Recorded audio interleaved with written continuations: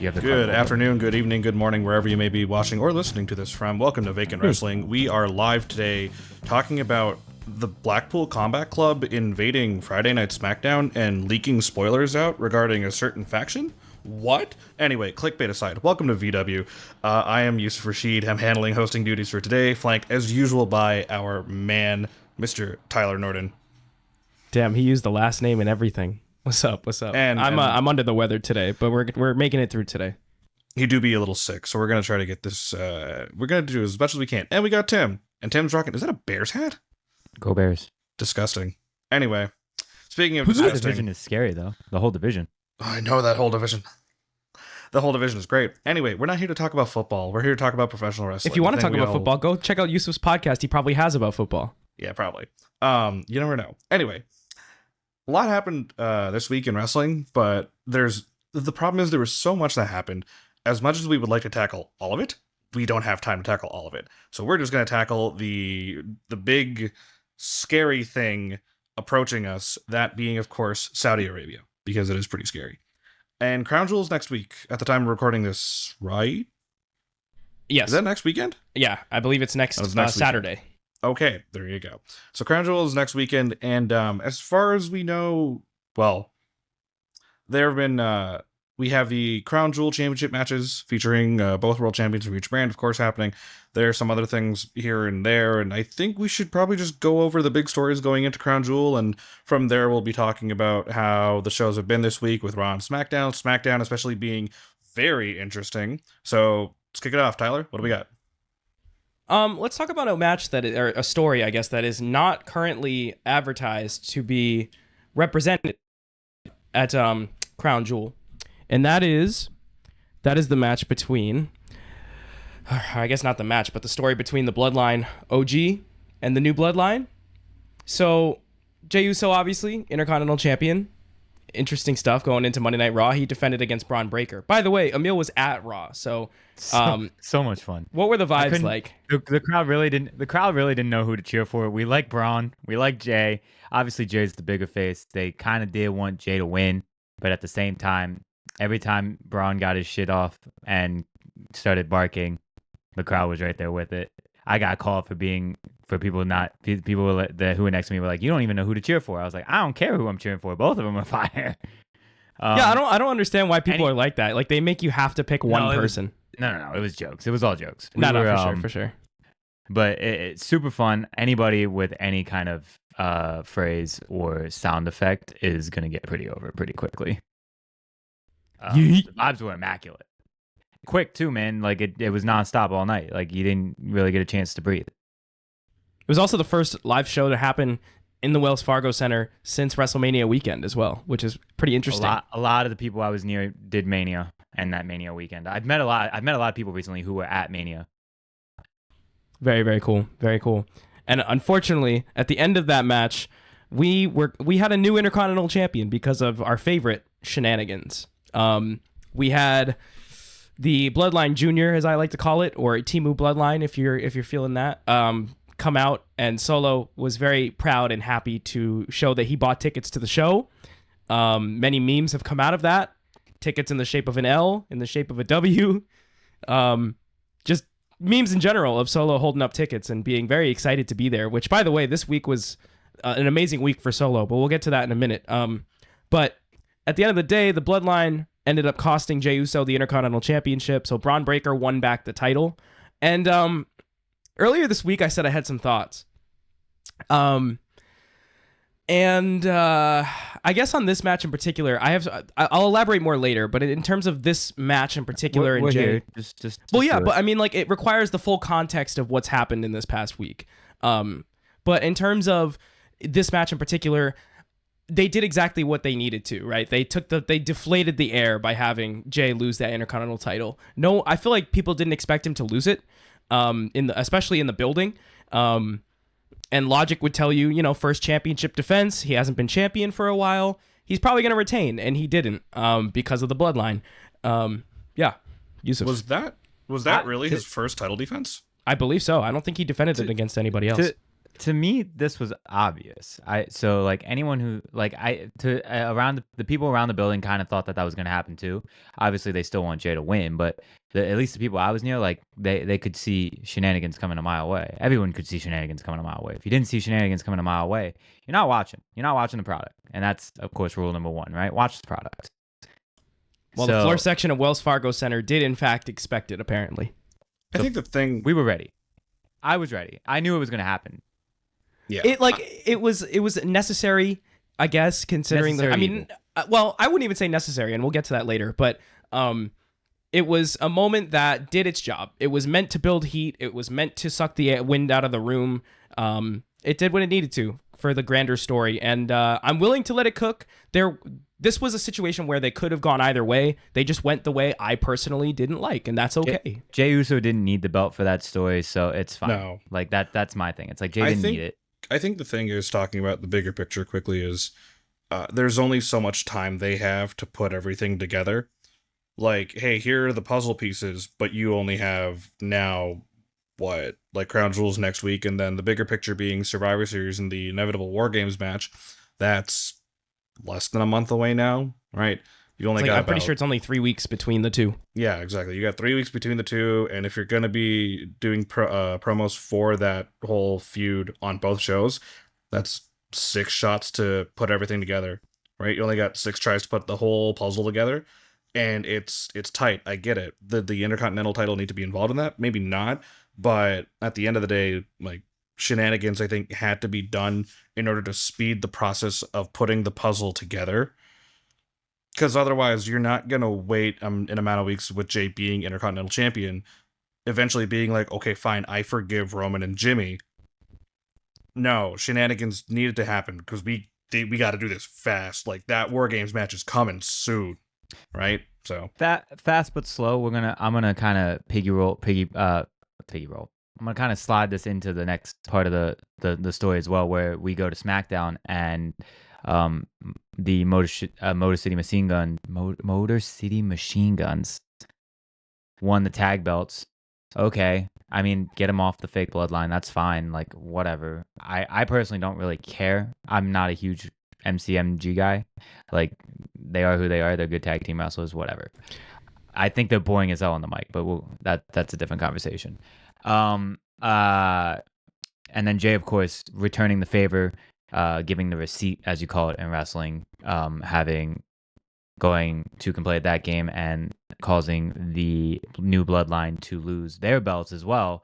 So now nobody has a belt, which is, I think, again, one of the first times in the last 5 years that anybody in the bloodline has not held a belt, which is super refreshing.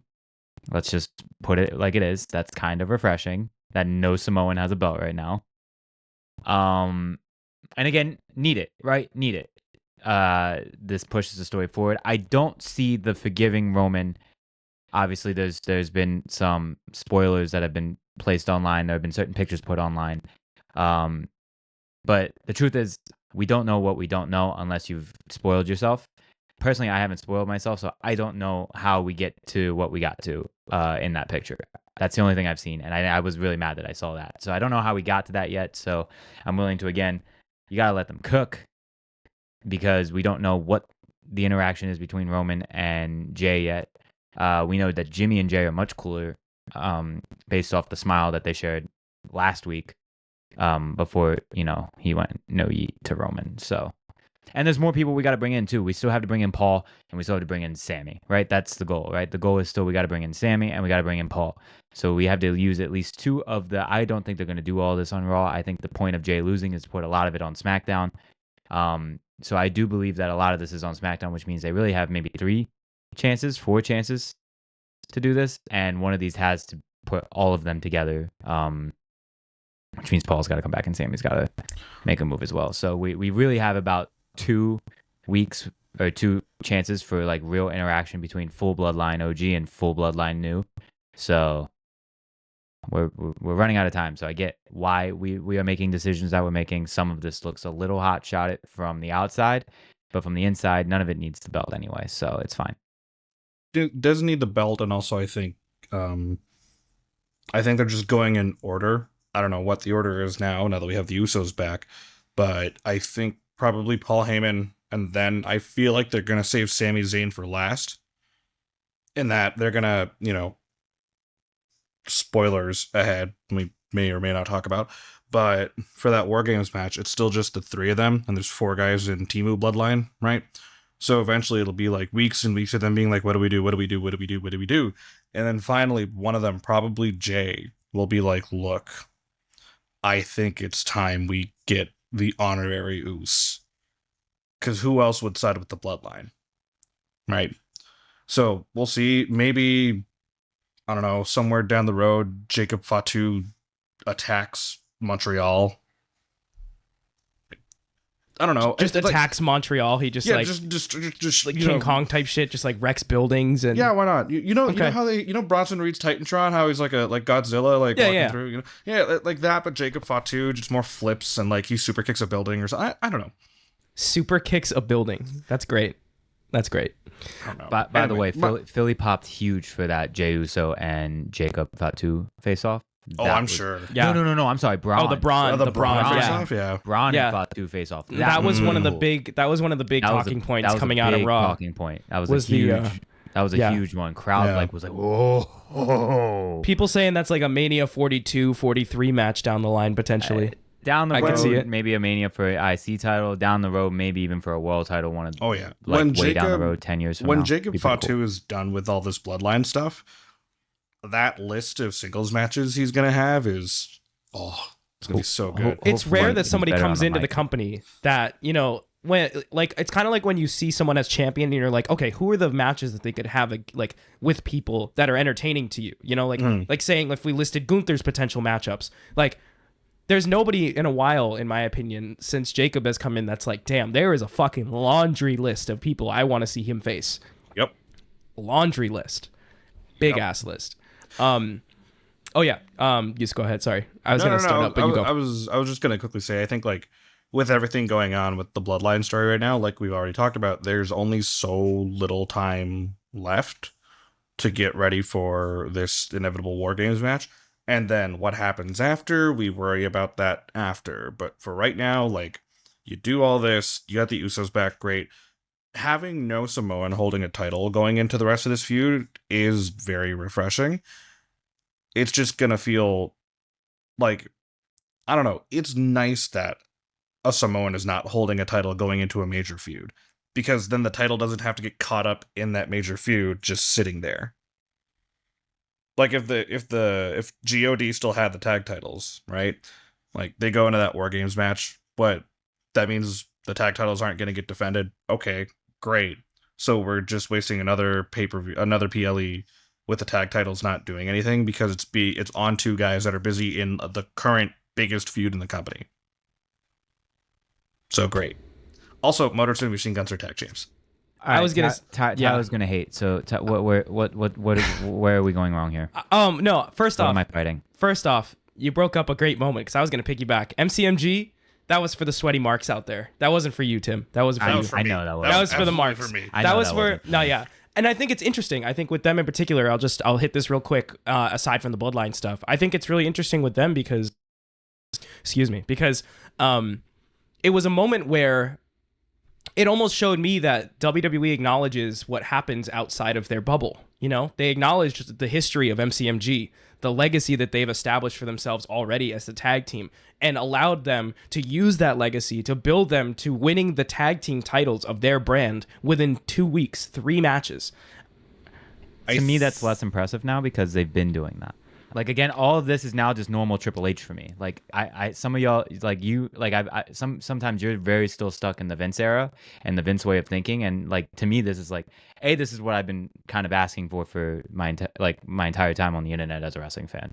And so like it just to me, this is like, oh, that makes sense. This is obvious. This is to me. And I agree, and I definitely agree. And it's not shocking to me. When I'm stuck in the Vince era, it's mostly when I'm predicting because.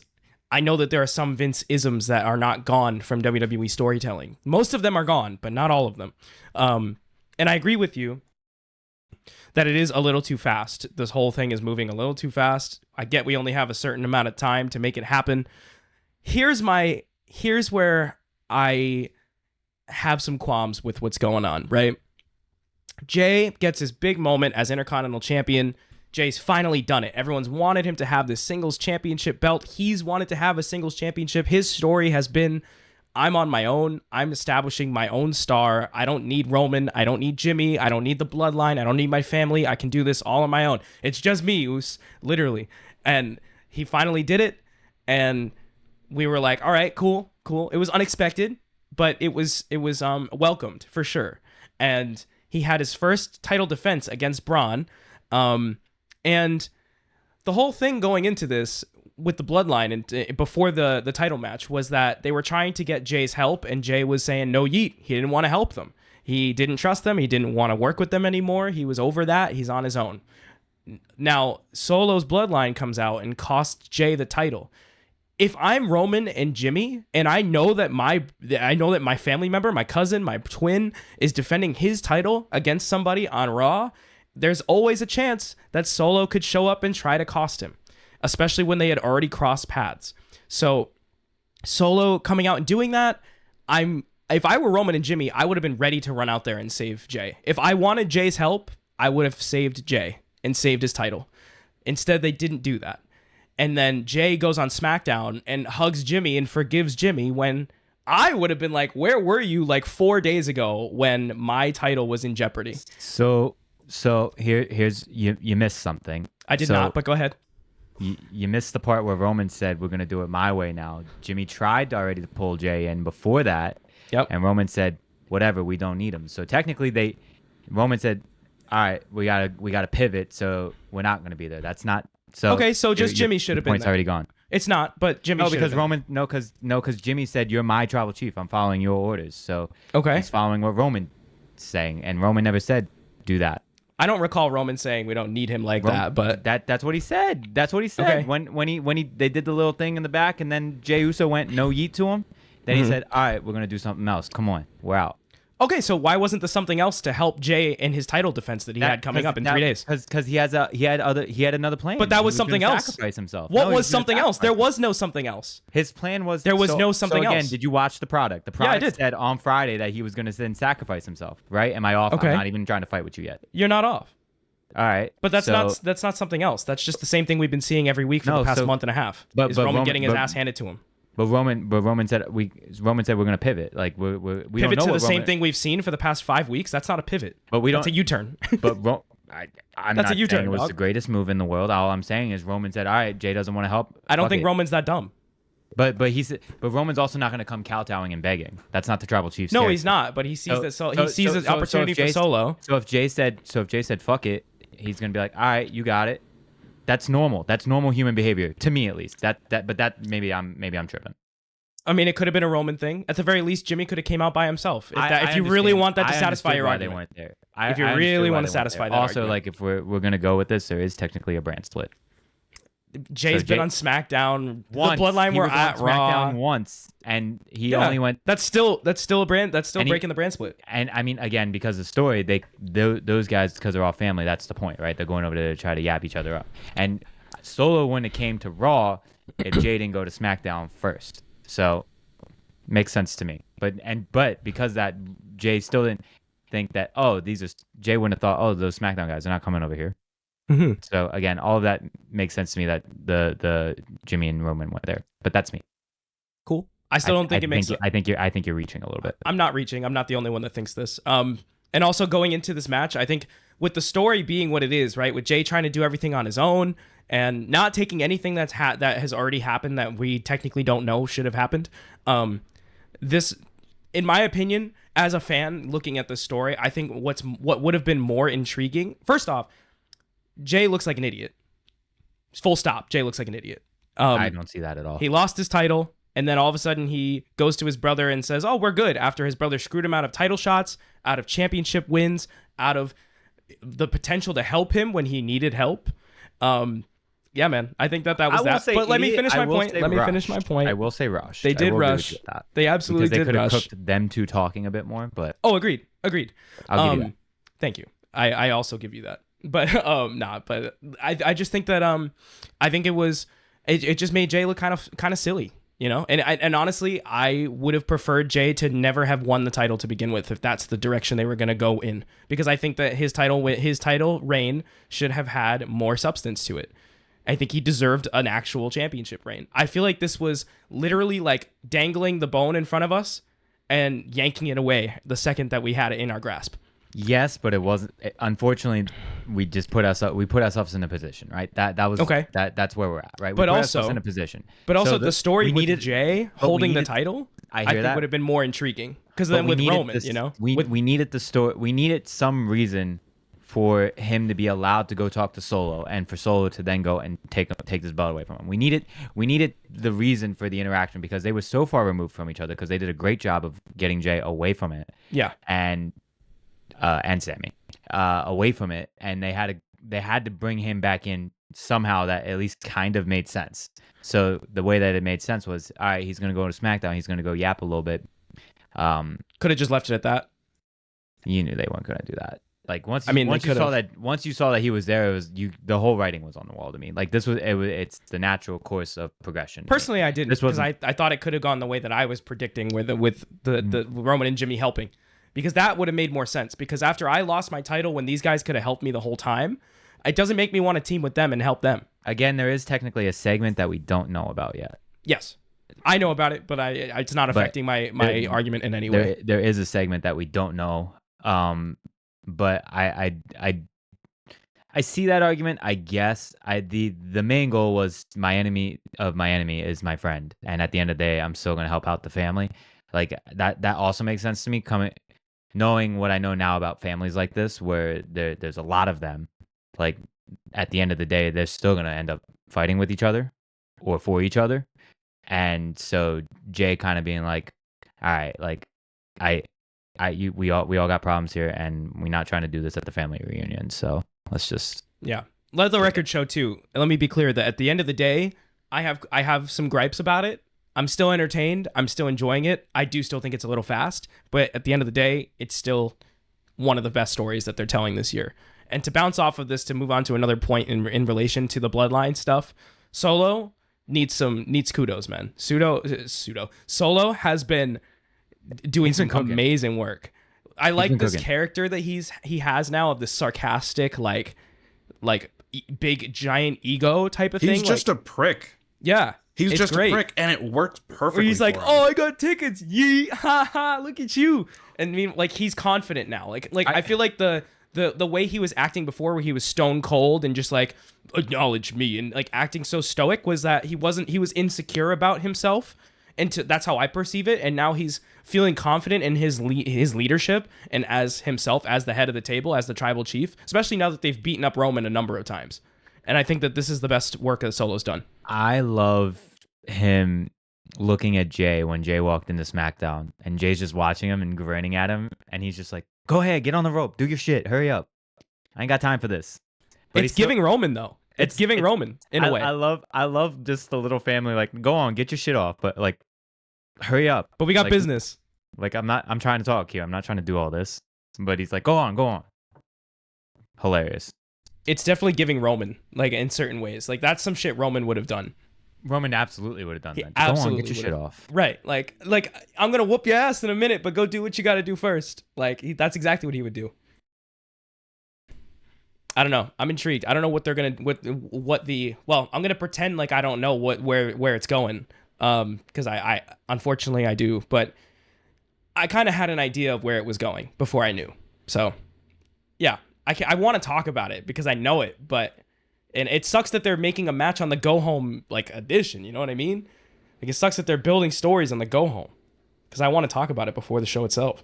Yeah, but it's also annoying that this is setting up something for what has traditionally been a PLE that is non-canon in the WWE universe, and that's kind of the only, well, maybe not the only canon storyline going on that show, because there's a few others like Randy Orton and Kevin Owens and all that shit. But yeah, did we need this?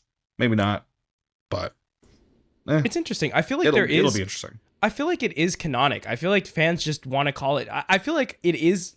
I feel like it's not as not canon as people make it out to be. because I feel like there was some big stuff that's happened. Like we've crowned the world heavyweight champion at Night of Champions last year. Yeah. We crowned King and Queen of the Ring this year, which set up the title matches for SummerSlam. Like we had the match with Cody and Logan Paul, which was honestly could have been in a vacuum, but it was still it was a testament to Cody's character, and it was a testament to Logan's character. It was great character work for both guys that had some good development. Like, yes, things... And lest I forget, Goldberg beating The Fiend. Like, that was... The World Championship changed hands. We can forget that. We can forget that one, yeah. But we can't forget the fact that the world title changed hands. It did, in fact. It's not canon. It is, but... Do they acknowledge that match? Yes. I think that they do? Not anymore. I think they only acknowledge it when they really absolutely need to. Yeah. Like if it's but they try to avoid every situation. I do like that we now acknowledge our history, but they still conveniently forget that one. Big fan. It's true. Big fan. But with that being said, we should probably dive into. We made a point about Motor City Machine Guns and how they kept acknowledging their accomplishments outside, and we let Solo get off the "Made an Impact" line. I'm so tired of that line. Tired of that line. It was cool the first time when Caval did it. Then now we just keep saying it, and I'm over it. Enough of that. But also we've been acknowledging New Japan and all the other, and Ring of Honor, and not Ring of Honor, and TNA. Well, AEW has them, so we can't talk about Ring of Honor right now. Yeah. And stuff that's not AEW affiliated. We've been talking about most of those for like the last year and a half as well. So again, not surprising that they would recognize Motor City Machine Guns, their past. Not surprising. I'm just glad they are. I'm glad, like, just right off the get go, It's Triple H WWE, guys. Yeah, it's exactly. Like, no, like I know. This is the part where I'm not understanding. Like we've been here for a while now. We should know what's up.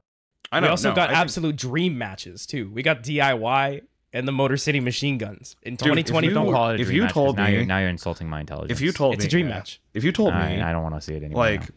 5 years ago, 6 years ago, maybe, I don't know, like 2017, let's say 7 years ago.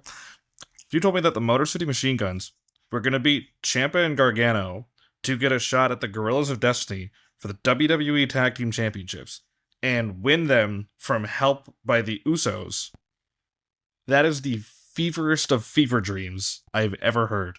Oh, I forgot to mention too. That match was basically a Bloodline Rules match, just like unannounced. It was Everything. full of, it had all the run-ins. It had all the story. When you think about it, everything's a Bloodline Rules match. Without being the announced. ref. So the part that I saw of the match, because I didn't actually watch the match, but I did see that the ref was down. So I went, "Oh, anything's possible." Watch the product. No, I'm just kidding. I couldn't watch the product. I was busy. You're fair. I've been I on watched recaps the product mostly. on YouTube. Yeah, I've been like YouTube recaps. I keep up with the product. I don't fully watch. I've Sorry. tried to fully watch when I can. I just haven't been able to. Just keeping up with highlights. You're end lucky up I being can tell busy. you all about Raw, and that's only because I was there. I he will. was there, yeah. I will. Oh, well, you didn't talk about what Carlito said, but maybe we should. Ooh, maybe we shouldn't Look, talk about that. I missed that part, man. That was not cool, Carlito. No. That was not cool. Anyway, I got to give flowers to Gorillas of Destiny, Tama Tonga Tongaloa. They had a really good tag title reign. Like, compared to the Judgment Day, much better of a tag title reign. They were actually defending it. That triple threat ladder match they had with Street Profits and DIY, fucking chef's kiss. One of the best TV matches of the year, if not the best. Yeah, they did a really good job with those tag titles. I don't understand why they aren't doing the same thing on Raw, but I don't know. It should be interesting now with the War Raiders back, though. So we'll see. I mean, on that note, I think just at the end of the day, the War Raiders are going to destroy Finn and JD and just call it a day. Like, that won't be... Like, that's the other obvious thing that's going to happen, right?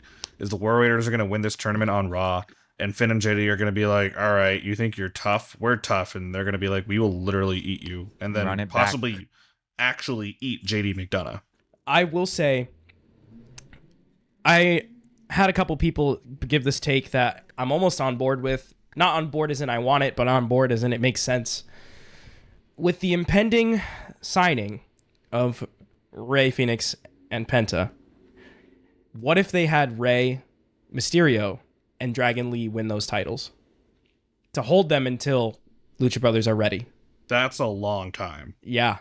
That's one thing. But we also don't know exactly. We have ideas, we have rumors, but we don't know the exact contract terms. All we know is that Tony, out of pettiness, added an extra year to Ray's contract. Phoenix, that is, obviously, not Mysterio. Duh. And so we don't know when that expires. Right? That hasn't been publicized yet. I'm sure Fightful is on that. I don't think they have the exact date for that yet, though. But it would be interesting if Dragon Lee and Ray won the titles and held it that long to eventually lose it to the Lucha Brothers. I don't know if that's a good idea to have them hold it that long, because there's only so much you can do for like the next 6 months, never mind a year. You know, like if they were ready by Mania, have Mysterio and Dragon Lee take on the Lucha Brothers at Mania. Have them drop the titles there. Like that. Like Yeah. The problem is there needs to be an ideal landing spot for when Phoenix and Pentagon show up Yeah. for them to take the titles. To It be can't hon- be like to a be honest- random fucking Raw or something. To be honest, we have a great team who is a great veteran team who just debuted and who's going to hold SmackDown down. Yeah. We have a great team who is maybe not as much of a veteran team who has also been around the way for quite a while and knows their way around a tag team match. In War Machine when they come back, let them both cook and relax. Yeah, Like, you exactly, don't- right. Hey, we don't War have to Raiders worry are- about that, Like man. no one should be worried about Ray Phoenix and like that. No one should be even bothered with that Agreed. right now. Agreed. Not right now. Here's There's one thing. enough though. going on. Here's one thing. I don't need another new tag team. The finals of this tag tournament to face JD and Finn is New Day, War Raiders, and Latino World Order (LWO). Is it a triple threat? it is. Oh, It is. The winner gets Finn and JD. Oh, it'll be War. What if they had Raiders, New Day win, and this whole story with Xavier just pays off in like not like a reunion, but like kumbaya, like they sort out their issues, they're back on top, they're tag no, champions because again. what's gonna happen is New Day's Heel gonna New Day. lose. Heel New Day. Heel New Day. Yeah, I mean, I'm down. Yeah. What if they figured out their shit, but it's not in the way that you think, and that they're just cocky bastards. The interesting cheeky part bastards. of the interesting part of that was how Kofi was the one holding back Xavier, Yep. right? Was that Right. the case? Was it that way or the other way around? I thought it was the other way around, because Xavier was just like, why are we going to waste our energy? Either way, interesting. That's interesting. I do appreciate. That is how the New Day formed to begin with. It was Kofi Something and like Big E that. lost a tag match, and Xavier came out in a suit and was like, we need to change our ways. Xavier could be the evil within the entire time. He's always been the He wild always has card. been. Yeah, that's what I'm saying though. It plays off the story from 10 years ago that Xavier's always been that guy to rein them in. Just bring back So, the trombone. I'm down. Can't do it if they're a heel. Yes, you The can. crowd- That's the crowd how would it love started. it too much. The crowd That's would how love it it too started. much. The crowd would love it too when much. it started, and they were Yeah, still heels. and then they turned face. They had to. They had no choice. Ugh. All right, let's get through the. Now we talked about Crown Jewel adjacent story. Let's talk about the stories going into Crown Jewel. So we have the Crown Jewel Championship matches happening. The first one we'll talk about is on the ladies' side. So Liv Morgan, the Raw Women's World Champion, versus Nia Jax, SmackDown's WWE Women's Champion. Story's been kind of interesting, kind of just there on TV. The big part of the story, though, is Tiffany Stratton, and if she's going to cash in, and if she does, who she cashes in on.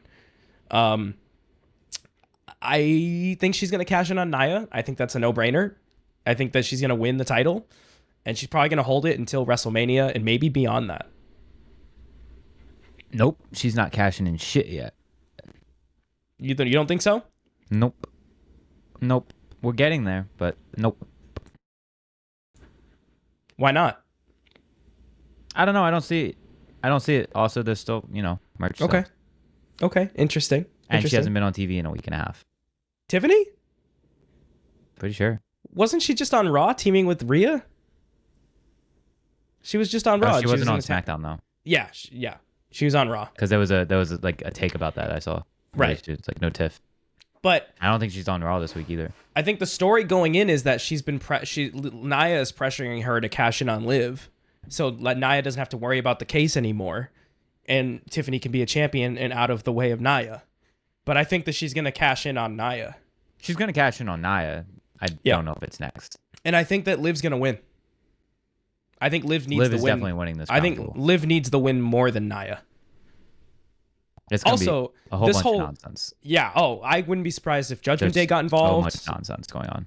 Because they've kind of been teasing a Judgment Day split with like Liv, Dom, and Raquel going off on one direction and Finn and JD in the other and Carlito in the middle. So I don't know. I think Carlito giving the hookup though for Dom. okay, that's part of why I think they're gonna split though. Because any means they were necessary. like, because Dom was like, I could beat Gunther, and everyone laughed him off. I think that leads to them leaving the Judgment Day. I think they're all gonna split. We're getting Agreed. closer. The longer they stay together, the more damaging it is to all of them involved. Yeah, in my we're opinion. we're starting to hit the point where they've gone as far as they can go. It's the Terry stale. Coins are done It's for, just gotten stale. Yeah, like we're getting closer and closer to the eventual Judgment Day split up. I think with getting rid of Damien and Rhea was the big part of it, and that helped give it some life, obviously. And now that that's all over, it got stale really fast. I mean, it wasn't meant to last. Outside of the Dom Liv thing, JD and Finn are just boring. Carlito, like someone was talking about recently, how Shelton Benjamin is now on AEW and he's being used in such like an incredible way, and someone was like, "Oh, why couldn't he be used like this in WWE on this last run?" And someone's like, Carlito was still employed and is part of one of the biggest feuds of the company by not doing anything. Like, yeah, Carlito, it's great that you came back, but like, it's just there's no substance left in the Judgment Day. It's time to call it quits. And however they do it, I think it'll be fine. No one's really going to complain, so long as it ends with everyone going their separate ways. Like, Finn and JD fuck off, Carlito fucks off, Dom and Liv fuck off to do their own thing, right? And the whole they idea don't just fuck off. They sail off into the sunset, dude. They go off to greener pastures. Yeah, exactly. Go off to greener pastures. Yeah. Like, but the whole idea should be that every little part of the Judgment Day that's left, gone, right? Everything's done, okay? Yeah, because this whole idea of Dom, like, have Dom go for the IC title, or fuck it, have Dom go for a world title. That'd be hilarious. I think he's gonna get a world title shot in the road to Survivor I think Series. so. Let him. It'll be fun, right? Because like, it's about time we see Dom Mysterio, the singles competitor who isn't under the shadow of Dom Mommy Rhea Ripley, right? Or Damien, or Finn, or Liv. So it'll be fun to see Dom doing his own thing. Liv, I think she's going to be holding that title for a while. It'll be awesome. Whatever happens later, again, worry about that later. I think Rhea is getting that belt by the end of this year. Next year. I don't think it's the end of this year. I don't know, man. I think the biggest match they can do with that title is something involving Rhea Ripley at WrestleMania. And there's not much for Rhea to do outside of that. That's Rhea fair. versus Io Sky. Oh, for what? You're welcome. Who cares? Yeah, who cares? What? Who cares? Who cares? I love Io Sky though. I don't know that's when how I they've became been- such a big fan of Io Io's Sky. one of the best workers in the world. That's I how don't know they- when I became such a big fan. You became a big fan at WrestleMania 40. That match with Bayley cooked. I feel like I became a fan before that. What's the moment where she was standing in the ring, vibing out to somebody's music that she shouldn't have been vibing out to? I forget. Yeah, I can't I remember. forget whose it was. Also Mania weekend. I It think might so. have been. It might have been. Was It it was the like day her before? and Kyrie were like vibing out to someone's music, and they're like, "Your heels," and they're like, "Oh shit, right." And they're on camera, and Yeah. I go to Ty. Look, look. And we're looking We're like, at the what are wrong they shit. doing? Yeah, no. I mean, how they've been booking women's matches at WrestleMania. Yusuf, you can tell us what that face is in a Sorry, minute. this is carry on. This is how WWE has been booking Damn women's the matches. Lions. That's what it is. Yeah. Anyway, this is how WWE books women's matches at WrestleMania. They don't think about story. They don't care about telling the story. They care about just getting the best fucking match that these champions could possibly get, or that they could possibly get for these championships. I think Liv and Raquel could do some damage in the women's tag division. I think that Liv will drop the title and go on to the women's tag division with Raquel. And I think that Rhea will win this title and go into WrestleMania and defend it against Io Sky. And I think Io could win the Women's Royal Rumble. Ah, see yes, that. we can fix our Japan mistakes. Exactly. We can fix our Japan mistakes. Exactly. Asuka, we're looking at you, sweetheart. Asuka did have a successful career besides that, though. We're looking at you, She did. Asuka. I She know. did have a very Poor good career Asuka. outside of that, but yeah, Poor Asuka. I don't blame you, Asuka, but we're still looking at you. Yeah, But yeah, we're all on board. Liv's winning this one. probably. This belt's going to be giant around her. She's tiny. I know she's a small Belt is person. as tall as her. Yeah, Yeah. for real. Also, did anyone find it weird that they kept cutting backstage to them having it open to wipe it down to then just put it away? Yo, somebody They said did that multiple somebody times. I was like, what is somebody- this shit? I was somebody- like, this is how shit gets stolen. somebody I was watching said it would be hilarious based on how they've been doing that. Of like, what if somebody stole the belt? Like I'm saying. they brought the case out and with like the tarp with like the little blanket over it, like the That's cloth what I over it, and they thought. pull the cloth off and the belt's gone. And they're like the whole whodunit of like who stole the belt. Yo, where's the Triple H Who Done It segment? We It was- have we had a Who Done It yet? I don't think so. No, there's not Triple H. no. Who did it for The Rock, bro? No, it was the women's. It's the women's belt, bro. The women's belt. We haven't seen it yet. We still don't know if it even for exists. The Rock? Oh yeah, they haven't. We haven't showed seen it. the That's women's right. crown jewel title yet. We've only seen Oh. the men's belt. Wait, but wasn't it right there on Monday? That wasn't the moment. Was it a white strap? I think Was so. I that thought it? so. Okay, so they finally brought it out on Monday then. Okay. Okay, I saw the white one. okay, got you. I didn't notice it because I was again highlights. There were highlights. people in front of me, so I couldn't exactly see it. I mean, I you could see probably the did. ring, but not Yeah. the belt. Sorry. Okay, so let's move on to the men's crown jewel championship match. We have the world heavyweight champion representing Raw, Gunther, versus the WWE undisputed WWE champion representing SmackDown, Cody Rhodes. I think Gunther wins. It's a toss up, but it could be Gunther. It KOs around. Oh wait, no, I'm Randy's sorry. Round. I said Gunther wins. I lied. Liv wins for Raw. I think Cody wins for SmackDown because of none other. Oh, you know where I'm going. It's not brand related. It's not brand related. I promise you, it's not going to be brand related. It might not be because of it, but I think it's because your favorite wrestler, Yusuf's favorite wrestler, and my favorite wrestler is going to interfere. Joe Hendry? And actually Gunther's favorite wrestler is going Joe to Hen- interfere to Joe cost Hendry? him. No. Yep. Joe Hendry? I think Saudi Arabia's I favorite believe- wrestler. No, I don't believe. No. I don't I believe think- in whatever you're. I don't believe in Joe Hendry It's because he not lost Joe last Hendry. night. He did, but it's No, not I do Joe believe in- Hendry. That was a I- good choice, by the way. I don't believe in TNA. No.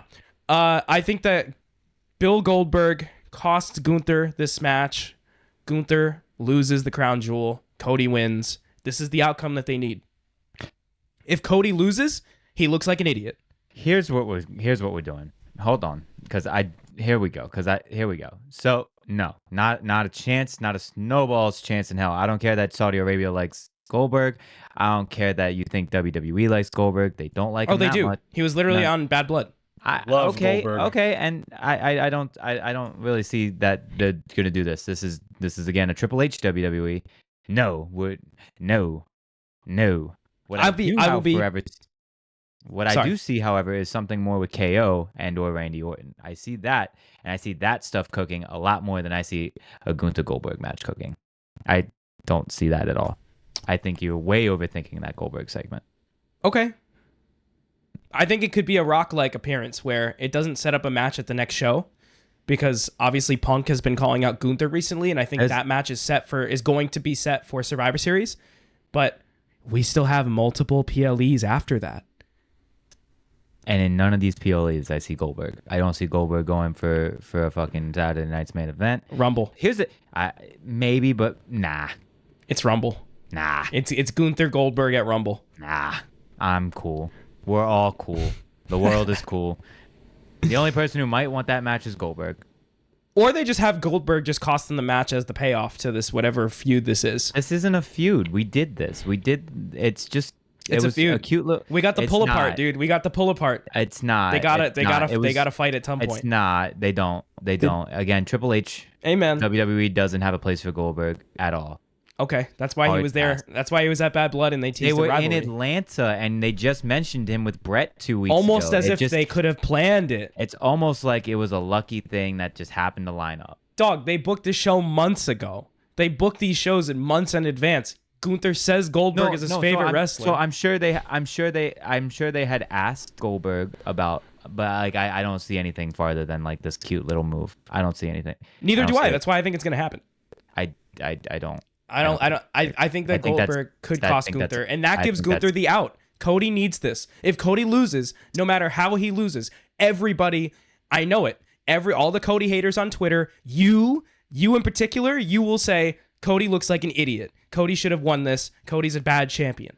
Not if I see KO out there. If he just loses straight up, then yes, that to me doesn't make sense. I think either one of these guys can't lose straight up right now. I don't see that for either one of them. Agreed. Right now. We can agree there. I think both of them losing straight up is a bad idea, which is why I don't really love this match at all in general. However, I agree. Because both of them are, however, Cody's in this position right now where he's playing two roles at once right now. He has to play this gentleman with Gunther, and then he has to play this personal relationship that he's doing with KO and Randy, right? And I think the story, again, is KO and Randy. Somebody's coming out here. Somebody's coming out. It's not Goldberg. It might be KO. It's KO. I think it's Goldberg because KO has a match at Crown Jewel against Randy Orton. Let's talk about it. It's almost like he can't do double duty. I mean, they're going to fight to the death this match. This is going to be a blood feud. Isn't it just a regular match? It's not even no DQ. Yep. All right, so it won't be. It's not. It's kind of a grudge match, but not really. I think it could be. It's not Punk Drew. It's not going to be that. Oh, it's not. No, absolutely not. It'll be a match because both of them don't want to get hurt on the way to Rumble. Before we talk about Orton and Owens, do we all agree, or do we want? Let me just say, I think Gunther wins. Or I think Cody wins. What do we think? Just to get it out there. I have to think about this for a second. Right. There are valid points that have been made. However, if you... I know you don't want Goldberg, but there is a chance. I don't want Goldberg either. I really don't. I don't want Goldberg either, but I think the thing everything is, counts. Everything counts. The way I see this WWE, I just don't see that. The guy who says everything counts doesn't allow a pull-apart brawl between Gunther and Goldberg to count. Interesting. There's an argument to be made as to why Goldberg. What Goldberg? How Goldberg? Who for Goldberg? example? Whomst Goldberg, if you will. Whomstead of Goldberg. That should be his first name, not Bill. What a boring ass name, Bill. Cody winning makes the most sense. Him being the top guy of the company. It's kind of like the world champion of the company, you know. The problem is both sides have the possibility of shenanigans afoot. One happens to be an angry Frenchman, and the other is an angry bald dude. So you never know, right? I'm going to go with Cody here. As much as I want to say Gunther, I really want to say Gunther wins this match. I think just for the prestige and his whole thing of being like the working man's champion, and, you know, how he's really risen from nothing as a professional wrestler to being the king, basically, in WWE, with how Gunther has been like booked, how he works, everything like that. Like, it makes the most sense for him to win a belt like this. I think Cody still wins. I just for, you know, the potential inevitable of he's pinning him straight up. Fuck. Dun. If he's not pinning him straight up, he's losing. Kai has a point, which is why I think he's losing. And also fuck Goldberg. Well, yes. Always fuck Goldberg. Well, because then... waste my time with that No. shit. No. I'm thinking of something else now, because with the talking about it, Cody beating Gunther does two things. Number one, the potential Goldberg, you know, show up, whatever. Number two, Cody has something else that Randy Orton doesn't have. A pinfall win over Gunther in Saudi Arabia. It's oddly specific. And I know it's oddly specific. Yes, I was about to say that. This is oddly specific. But the pinfall win thing is what matters here. Because Randy couldn't get it done. Randy got screwed. He also has the Crown Jewel Championship that is oh so prestigious. Because that Randy never even had the shot at. Because wins and losses matter, right? And so there's consequences when people lose, right? Exactly. Solo was right all along. No. Solo was right all along. Solo was not right all along. No, he was. Well, he was. Except they then handled it wrong. There are consequences when people lose, right? Loses every major feud in the next 6 months. But Right? the way, no, Yusuf, you bring up a point though. Like the way Cody has put over this belt as well to be this historic piece of trash that it is. Yeah, I mean, come on, let's be real. No, but the way Cody has been putting in the work to put over like legendary, like the legends of the past, Harley Race, Ric Flair, blah blah blah, all these lists of people, and the way he's going in to like try and build up the prestige of this title, as much as we all know it's bullshit, like he's really trying to put it over, and True you can politician, tell. some might say. Oh, 1,000%, 1,000%. We won't talk about the blood money, the oil, the oil, all that. You know. Did What? Did what? we don't nope. Wrong pod. Oh, wrong pod. Okay. Well, Wrong pod. well, okay. Let me stop myself there. That's the Patreon pod. Yes. We don't have a Patreon yet, Not but if you yet. want us to have one, Hold on. we need your support if you want to make this happen, y'all. Exactly. Weekly you go, watch there you go. alongs. We Pick get up some. what I'm putting down. We get some more behind the scenes scoops. Maybe some political takes You don't in there. you don't need behind the scenes of this podcast. Nah, I think the people do. I think we need to give the people what they want. We're already. The If you think we're A unhinged, VWP. if you think we're unhinged on the main show, goddamn, we're on even more unhinged behind the scenes. But that being said, That was a great Jericho reference that just went nowhere. Fuck you. damn, That's Ring of Honor World Champion Jericho to you. that's right. I hated saying that. Hi guys. That actually hurt me internally So- saying that. My chest hurts now. Carry Tangent. Hold on. Side piece. on. Oh no. Because I sent it to them in the chat, but I saw this compilation of the Learning Tree, and I was like, wow, this is the greatest gimmick ever. Jericho is awesome. Just saying. Give that man a title. Oh, they did. Yusuf and I just shaking our heads. Nah, it's a good gimmick. Oh, they but did. It's a good gimmick. This is now. They're acknowledging the fact that nobody wants him to be as successful as he is right now. I love all the pokes at. This is my TV time, guys. It's So great. stupid. He's in his Deadpool era. It's So that's what I think of it. He's in his Deadpool era. just when you're tied to Jericho, he brings Speaking you right, of he brings you Deadpool right era, back in. Speaking of Deadpool era and bringing us back in, Kevin Owens versus Randy Orton, because Kevin Owens is definitely in his Deadpool era. Yeah.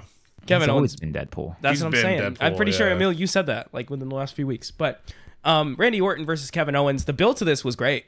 I loved how KO has been silenced by WWE. He hasn't been able to give his takes. He's been posting on silenced. He's been on social media posting videos about it.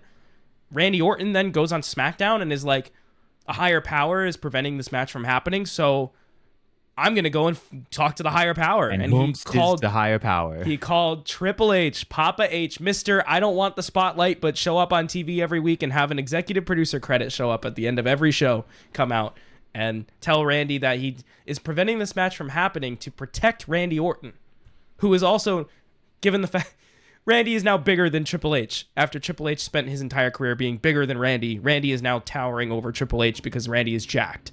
I didn't love the take where he said he just got back from back injury. I'm like, no, dude, he's been here for like a year now. Like, Leave the injury story for Rollins. He's always the injury I was like, guy. he's been here like for every week. Like, yeah, he's been no days off doing something. Like, right. what are we talking about? He just got back. Like, he's been here. We've been here. Yep. He's been here almost as long as he's been injured. Which almost tells me that KO could win. Not quite. He hits 12 months in December. It almost tells me Correct. that KO could win. Oh, KO's winning. I think he is. He has to. Yeah. He's on his way to this big world title match, which he's gonna lose. Absolutely. Which is fine, but Yeah. He's going to get the Cody match. Story Probably is at, he's getting his Cody match, and he's getting his real Cody match, not At like main this event. this little friend thingy. Like Yeah. this is his real match. Yep. So he has to win, right? He has to win. Yeah. Probably a low blow. It's probably going to be a low blow. Probably or a low something blow. crazy. Like we have to establish that we're getting prize fighter Kevin Owens like fully back now. Like full prize fighter NXT era. I really don't give a shit about you or anything in your life. The only thing I care about is my family and that title. Like we need that Kevin Owens like fully back. It's starting to get there. We just need, pull the trigger, done. Here we go. Right. Saturday night's main event. That's redundant. Well, that was a mouthful. Probably that case. Kevin Owens has to win. Randy can survive. He can put up with it. What's it gonna do? Cry about it? Randy, you're a grown ass man. Like you've been doing this long enough. It could be Survivor Series. But right now, there's two directions for Cody. Either the match with KO at Survivor Series, or they ruin the War Games story and they have Cody with Bloodline. And I really hope it's not that. I really hope Wait, it's not what? that. Cody's not going anywhere near this bloodline thing. I hope Cody he's not, better but he not. always could. He always could. Nah, it's Sammy. I hope so. If Well- again, now like it's all but certain to me. I If they were gonna pivot and use the backup, they would have done it already. I think this goes back to the problem I was talking Jimmy about when he earlier came back. when we started the show. Is we only have 4 weeks to do this whole thing, right? So they're gonna rush a few things here and there. And the fact that they went from Jey Uso being like, "LOL, I'm on my own, woohoo, I'm finally my own man," to being back in the bloodline in 3 weeks. It was, right? It wasn't that long. Didn't feel like it was that long. We've got the same amount of time to set up War Games, and it's still 3 guys in OG Bloodline. It's still Roman and the Usos. I think we all assume that Sami how is we going to like be it. member number 4, but I just need Dom Toretto to narrate the video package for this match. yeah, It's all about family. talk about family. Dom. Dom Vin Toretto. Diesel. Yeah. Right? Vin It's Diesel like- narrate. Dom like Toretto, Dom, bro, the like character Dom. from I Fast don't and think they'll Furious. be able to. I don't think they're gonna get. I wish they could, I know. but they can't because doesn't he have beef with The Rock? I was gonna Bruh. say, wait a minute, him and Rock know each other, but then I forgot that they also don't like each other. They God hate damn each it. other, Of yeah. course they do. Oh. Of course they do. Can't have Yo, two look, egos that big you- in one room. You I tell. mean, when Rock has things in his movie contract saying he can't lose, I was can about to say, yeah, I could like, understand why. I can Vin understand Diesel doesn't why, like yeah. that. 1,000%. Agreed. Yeah. Agreed. Like, what does They're that gonna get The mean? Rock I to can't do it. lose in a movie? Get the Yeah. Like really? Like So, are we all That's in why he agreement? loses in WWE now because he can't lose in movies. Oh, for sure. yeah. Are we all in agreement now? KO wins. Absolutely.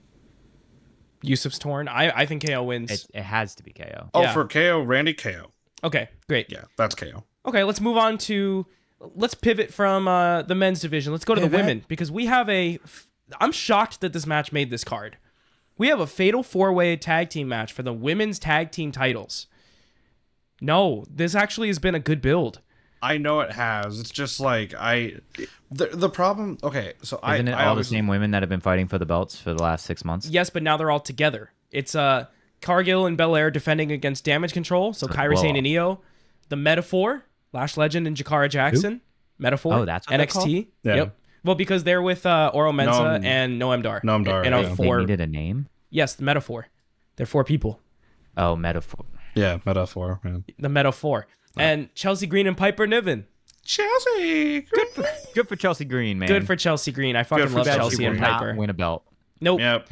I think Cargill and Belair retain. I think this. Dominant champion. I think this They should have feud- never lost it. Yeah, agreed. Since whenever they're champions, the women's tag division is just so much better. Yeah. Like they actually care about it. No, let me. That's because they care about Jade. Yeah, Yep. I want to clarify to a something lesser here. extent, The Yon, yeah. I'll the take Yon it. Comment, I'll take it. No, exactly. I just want to clarify this. The Yon comment from when we started talking about this, it has nothing to do with who's involved in the match. Obviously, like it's gonna be a fucking car crash of a match. It's gonna be great, right? My whole thing is it's been so much. I haven't been following the product, watching the shows. I've been catching up with highlights really, but occasionally watching mainly NXT. Weirdly enough, me of all people. Anyway. But, it's like one day on SmackDown, it's like Lash Legend and Jakar Jackson are here, but then all of a sudden someone's on NXT, and then the next thing you know, they're all on Raw, and then they're all here. And I'm like, where the fuck? Like, what? It's not that I'm tired of it. I'm just confused. So when they were like, okay, Fatal 4-Way, I'm like, all right, cool. That makes sense. I guess put everything together, throw it in. At the end of the day, again, because Jade and Bianca are holding those titles, and they need to make sure that Jade looks good, right? It'll help. I'm kind of curious as to whether or not they're gonna go their fun WWE tag match rules where only 2 people are in the ring and you tag in your opponent, or they go actual fatal 4-way and you tag It's in the your dumbest partner. rule, dude. It's It's the dumbest. so It makes no sense. convoluted, and it's so funny. It 'Cause makes you're like, no why sense. would you tag in some like Why would you tag in somebody else from another team that you're Yeah. against? Like it's so dumb. But hilarity? Anyway, but yeah, it just it'll be a fun match, especially it'll help give a big platform to Metaphor, for like what they're up against. Yeah, right? what a It'll be call good up, for, dude. Yeah, like what a great call up, like that. Chelsea Green and Piper. God bless them, bless their souls. This will be fun. They also run One of them's taking double the duty pin. too. Yeah, They were just on NXT this past week. they were just on Yeah. next. Yeah. I will Um, say they're finally doing what they should have been doing the entire time, and they said they would be doing with the women's tag titles the entire time. Not only doing Raw and SmackDown, but also going down to NXT and defending down there. And that's been great. Because they had the NXT women's tag titles, and then they unified those. Unified them because they called up Fire and Dawn when they were NXT tag champions. Right. And they Right. had lost them to Ronda and So- Shayna, I believe. So what happened to them in this match though? Wow. What do you mean what happened to them in this match? What happened to who? Did they just disappear? They lost the belt. They didn't get their run back, and that's Fire just and Dawn? what we're doing. They were in the mix for a while, but yeah, the mix has just kind of become Damage Control on Raw, and then Chelsea Green and Piper Niven on SmackDown, and then NXT was Metaphor, and Metaphor's been popping up in the crowd. So they got screwed. I mean, it's fine. I'm not really that mad about it, but like also, I wouldn't say they got screwed. I think that they just took a pause. They put them on the back burner for a while. Which is them fine, and right? them and the Pure Fusion Collective. Thank God. again not mad at it. Just kind of like, wait a minute, where did Alba Fire go in this equation? I was about to ask actually, and say it's great that Damage Control is doing stuff because we love Kyrie and Io in a ring together. Isn't it so much fun? They're so goofy. I'm surprised that. Sorry, Tim, you're saying. Hmm? Okay, where is the Pure Fusion Collective? Who cares? Yeah, that. Who cares? I actually They were on the pre-show. They were on main event this week. I actually didn't hate them as much as Where they everyone else belong. hated them. To be honest, I don't I think don't they hate were that them. bad. I hate the name. Yeah, I'm That's it. sick that Homegirl got screwed by getting put with them. What's her Zoe name? Stark. Zoe. Yeah, that one. Yeah. Yeah. She got screwed. What a Money in the Bank performance 3 months Only ago, to 4 months lead ago. to that. Only Here's to the come to thing. here in October. Here's the thing. What a fold. The three of them together makes perfect sense. It's like the perfect just group bad. of people. It's No, I don't boring. even think it's bad. I just think It's that they just boring. didn't. It's It's bad. just It's not. It's just that they didn't. Not everything. Here's the thing. Here's the thing with wrestling fans. You don't have to like everything for it to be good. no. You can not But- like something and make it and it be good. I'm not saying it was good. I'm just saying lay off a little bit. They're all good. They're all entertaining. It's just They're all good talent individually. for what? It's just that the package they are put in is a turd. yeah. Yeah. I think if the name big wasn't turd the energy. name, I think if they just were a group that didn't have a name for a while and eventually like waited until they had a good name to name them, probably would have been fine. Probably would have been fine. The Ravens folded. No, Oh, I have no. Lamar on What my fantasy happened? team. Now, Lamar just didn't get like a 40-yard bomb because his receiver folded. Of course, That sucks. I've given up on fantasy this year. Anyway, Go Lions. Jade and Bianca win. Yeah. absolutely. They have to. Great. Let's go on to the other grudge match we have on this card: Seth freaking Rollins versus Bronson Reed. This was so much fun. Yeah, I believe sure. it. This This is looks so fun. much fun. This is so much fun. You've seen so many key moments in this feud in person. I got to watch the beginning of it, and Oh, we yeah, got to that's chant. We got to chant one more time, and if you've seen the CBV interview, the plan was only to do it like once, Yep. and then he said the crowd kept going, so they So said he just went so with he it. said fuck it, And he did it obviously 6 Triple H times. Doesn't care. I love that we are in the era now.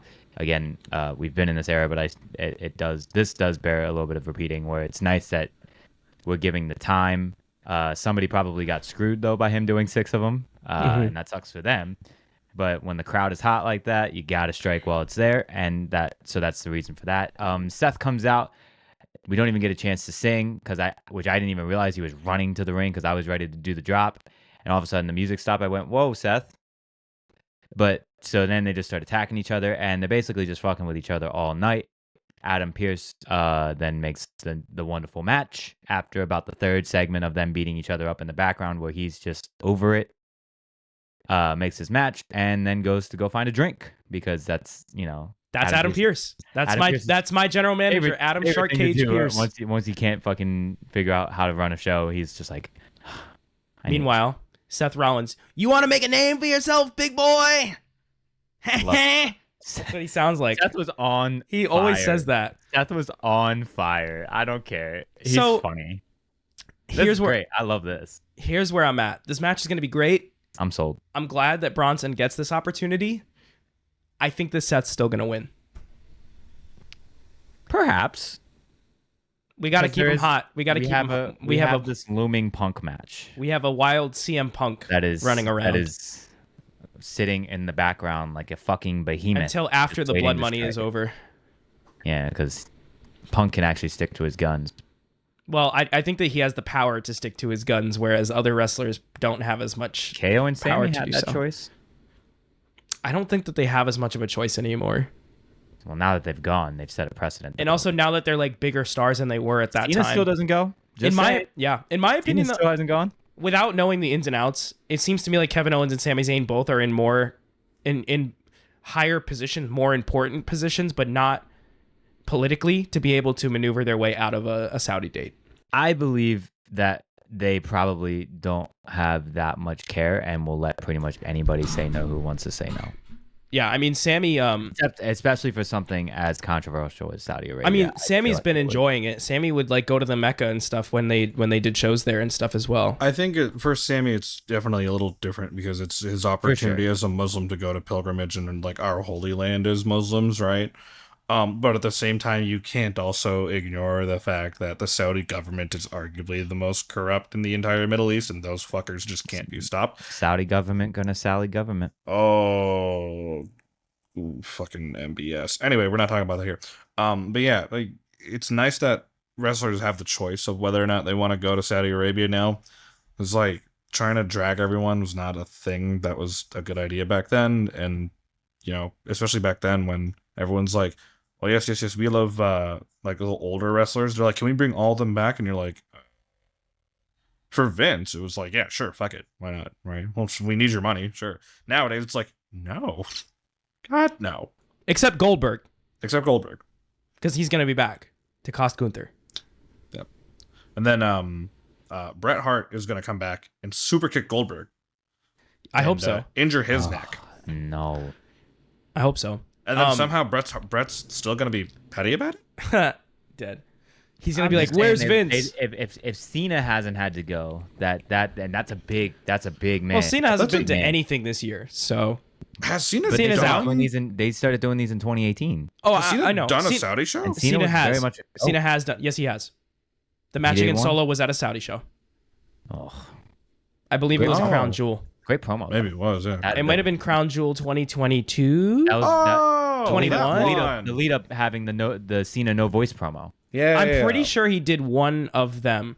which was a beautiful promo. Oh no, 2023. Yep, Solo defeated John Cena. And then Solo went on his losing streak. Right. Details. He's still on it, Yeah, he's still on his losing streak. Yeah. Which is kind of. actually hysterical. All right, is that all the blood? No, money not stuff? yet. There's I- more.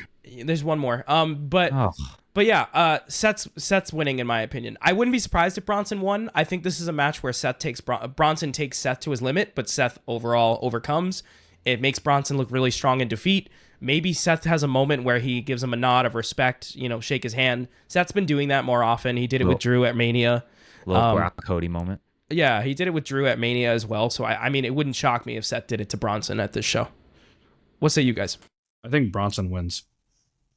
2 reasons. Number one is it gives Bronson probably the biggest push of his WWE career. Mind you, I said WWE because obviously what happened in Japan. Obviously, when you beat Okada, there's no matching that. Yeah, exactly. Right. In New What the fuck? Japan, in Okada's in prime. his prime too. Like fuck. Anyway, history aside, part of that is the push for Bronson. A big PLE international event against one of your top 5 guys in the company. Yeah, it'll be big for him. It'll be great for him. Really help him push, elevate him to the next level of whatever he plans on doing. The second thing is I think it'll play a part in the inevitable Punk Rollins feud, because then they get back to Raw. Seth Rollins will be like, I just wasn't strong enough physically nor mentally to beat someone like Bronson Reed. And that's when you bring Punk out and be like, you weren't mentally strong enough to beat Bronson Reed. You think you can fucking beat me, kid? And that is where you start. I could see it. I Yep. could definitely see it. Here's the thing about Punk and Rollins, that like how when they were feuding before, obviously they haven't had their match because Punk was like hurt and everything. And now every time they have come face to face, it has always been about one-upping the other person, and Punk constantly being like, you could not beat me even if you tried. I am still better than you. And this has been going on forever. We know Rollins historically has not liked CM Punk. So for Punk to get in his face after a big international loss like that and be like, loser, push the envelope, right? Keep going, keep going. This is how we eventually work towards the Punk Rollins feud. It's got to start somewhere. Might as well be with this. Emil? Yeah, I kind of like. So I definitely think it's Seth. It could be either. I would like Seth. I think Seth kind of is on his way. But Braun also makes sense. I don't know. I really like it. This will just be fun. I'm enjoying Agreed. this. I'm just enjoying them killing each other. It's I fun. think Seth. It'll be fun. I think Seth needs a win. I think he lost at Mania. He lost at Money in the Bank. He lost in all these. He lost twice at Mania. Yeah, he hasn't won a pay-per-view match since a 3 times he PLE got match hair in the back. since. He hasn't won a PLE match this year since, I'm assuming, since like pre-Mania at least. If he's even won a single PLE match this year, I don't even know. Oh, he has. He's been world champion. So Yeah, the Rumble, I think, right? Yeah. maybe Elimination Chamber. I don't know if he had a He world didn't title. fight I as don't remember. Thank you for that. Yeah. But yeah, last match on the card, LA Knight, defending the United States Championship against Andrade and Carmelo Hayes. More. I forgot. Right. Simply- yes. Simply because LA Knight got a new custom championship, LA Knight wins. Huh? So if Did you he? didn't, if you might have missed it, but the strap now has the LA logo like this, like his LA thing, just like all over the title. Oh. It's like almost like the stars in the US flag kind of thing, but it's like small LAs on the strap. Up. Yeah. So we chose to do that instead of make the belt colorful, like the Instead of US put like Or the Intercontinental. spin? We- Oh. Nah, No, that's for not Mello, spinner. dude. That's for when That's Mello for wins Mello. it. Mello Yeah. is gonna win This that is what- belt. This is what we chose to do. Okay, whatever. Who cares? Did Who you see cares? it? Did you see it, Emil? Yeah, I saw it. Okay. That's why I'm saying this is what we chose to do with I that mean, time and money. Even without that, he was gonna win anyway. LA Knight wins. After we ruined the best of 7 series by having him involved. I'm actually so sad that they ruined that best of 7 because that was good. I shouldn't have been is what it surprised. is. I should not know. have been surprised. They I ruin every know. best of 7 that they do. They ruined Sheamus and Cesaro because didn't they fight to a tie? And then they were like, Yeah. all right, you're going to challenge for the tag titles. Which they came And out, they turned that's- out to be a good team, but still. I was going to say, that's It how the is bar what formed, it right? is. Yeah. Yeah. Yeah. Eh. They Okay. gotta do best of 7s like TNA and AEW. This Where will like probably be you somewhere go in to the middle of the 7 and show. you just go like hard on the Yeah. 7th match. Like the most ridiculous thing you can think of. So the match, though, this will definitely be a match. It'll be a triple threat. It'll actually probably be a cool down because I don't know, there's a lot of hot stuff on this card. That women's And tag it'll- match probably would be the cooldown. It'll This, definitely this will be be the other cooldown. I one think. of the triple threats of all time. It'll sure. definitely One of happen. the triple threats of all time. Yeah. Definitely. Sorry, Andrade. You're eating the pin, bruh. Yeah. Andrade's definitely eating the pin. That sucks, but at least he's happy. Yeah. I think he likes where he's at. He looks like he's having fun, so I can't. As Mello says, just put the fries in the bag, bro. Ludicrous. Absolutely ludicrous. And that is Something Crown about Jewel 2024. We have Hooray. 6 matches on Hooray. this card, with a One 7th more match than a potentially normal- being one added. One more than Then the one, Triple H possibly standard. 2 more than a Triple H standard. This is gonna be Yeah. a long show. Yeah, Yeah. It's gonna start at what, 1? that's a good question. Probably I 1 or believe 2 o'clock. 1 these p.m. ones- Yep. These ones 1 start at p.m., yeah. 1, and makes sense. this is probably gonna go to about 4:30, and that's a long time. Maybe even 5. That's a long time Maybe considering five. we're going to a big Oh, 4 pretty it- with- quickly with what's War been- Games matches that are at Well- least an hour. Yeah. Yeah. Well, So this is considering gonna be what's long. on the card and what's yet to be announced, the Crown Jewel Championship matches are probably going. Liv Nia, I expect That could be to 10 go minutes. 10, maybe 15, if the shenanigans. Cody Gunther's half an hour. There's no way those two aren't going less than half an hour. Is that going to be main event? 25. 25 is reasonable. Yeah. Do they Currently, main event? yes, without my Yes. knowledge of whatever's going on, because I actually don't know what the match is. If the Bloodline know- I if hear the there is a Bloodline do match. get booked, they're main eventing. If they get booked, they have to. Yeah, they have to, right? Right, Emil? Yep. Nod your head. Yep. They have Bloodline to. has to main event. They make the most money. They sell the most merch. You said it yourself. You went to the grave to this. They have to. Yep. They got a main event. See me next week when the match comes. When you official. admit that you When were it comes I'll have a around, conversation yeah. about this. when you put your foot in your mouth, bruh. I'll have a conversation about this. This time they could open the show. Oh, this time they can because it's This time convenient. they- Ah, This okay. time they could open. Interesting. No, it's gonna be my point. Honestly, I think if I think what last time you is- had to, and Cody was in the match. Yeah, they had Cody's to not because in The Rock came out. Well, Yeah. and Cody was in the match. This time Cody's not in the match, so there's not quite the same circumstances. What is it? Context that you were asking? It's me not for? about Cody. You said it was about the bloodline. They move the most merchants and make the most money and put Who the else most is eyes in on the that match, product. though? Who also sells the most? Doesn't merch matter. and You most were talking product? about the bloodline, so let's stay consistent here. sometimes I'm this editing podcast based is off. like. What do you like to tell me? I'm editing based off the context. Sometimes this podcast is like ground. Yeah, but you always can't It's the anymore. same You always argument. You tell went me to I the seem grave. be missing. You went to the grave saying it doesn't matter. 'cause you always seem to tell me that I'm missing the context, so I'm putting. Wow, I'm putting it in convenient that all of a context. sudden now you recognize the context. No, that's not how that works. The context is that the crown jewel match The should have main context event. is that CM Punk was not outselling the Bloodline and Cody Rhodes together. That's just the match, the nature of the beast, right? Relax yourself. With Cody Rhodes not defending the title. Cody Rhodes teaming with Roman, his arch nemesis. So, CM Punk beat the shit out of his arch nemesis. And it was bloody. And it was the only Hell in a Cell Oh, my match. bad. Blood, 5 stars. Got it. Okay, Dave, chill out. Well, you know what? At least they got 5 stars, so I'm gonna relax on Dave this week. Tonight, it's Sunday. It's going to be over by the time you probably see this podcast, but NXT Halloween Havoc is tonight. I don't have the energy to talk about this. We just rapid fire them. Yeah, just rapid fire, make it easy. Trick No Williams, opinions, just answers. Trick Yep. Williams versus Ethan Page in the Devil's Playground match for the NXT title. Trick.